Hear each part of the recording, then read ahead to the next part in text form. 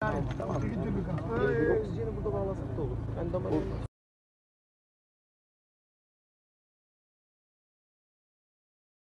Kaldırabilir misin bir tanesini? Bir dakika. Tamam. Ayaklarını oynatabiliyor musun? Bu da güzel burada kaybettim. Ben de bundan aldım. Benimki kaybolmuş. Hissediyor musun? Herhangi bir yerinde bir ağrı, acı var mı? Bütün parmağım sıkışmış. Hangisi? Şu alt dedi. Alttaki. Onu çekerken Hangi alttaki? Ben söylüyorum komutu. Onun olmasın. Hadi.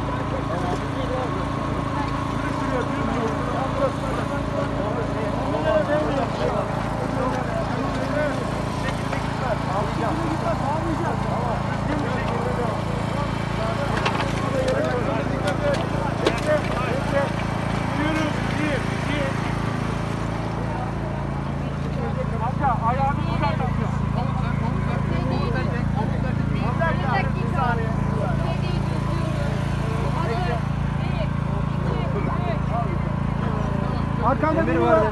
Arkanda demir var. Dikkat edin. Seviyeyi az kaldırsak. Al. Az seviyeyi ittir. Kaldır şuradan. Arka hazır mı? Hazır. Hazır. Arka taraf hazır. Tut şöyle alttan. 1, 2, 3. Hop. Ön tarafa al dönüşmesin. Geç. Arkaya. Tamam çevir.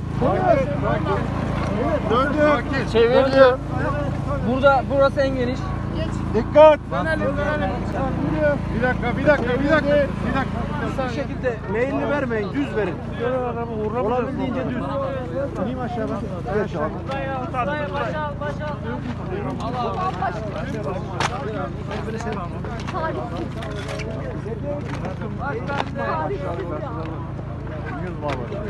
Gerçekten bakın kalabalığı görüyor musunuz? 10 insan bir direnci bekliyor. Bakın kalabalığı. Onu bekleyen kocaman bir kalabalık var. Burada onu buradan uğurlayan kocaman bir kalabalık var. Şimdi Suudi için inşallah, Suudi inşallah bu şekilde. Bravo.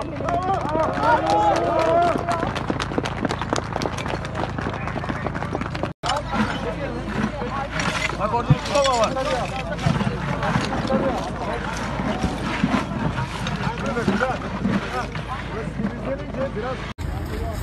Hadi bakalım.